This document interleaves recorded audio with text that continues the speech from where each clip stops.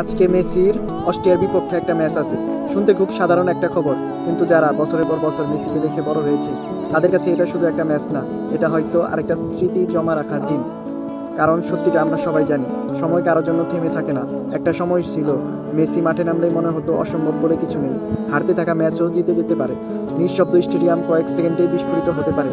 একটা বল, একটা স্পর্শ, একটা মুহূর্ত, আর কোটি মানুষের মুখে হাসি।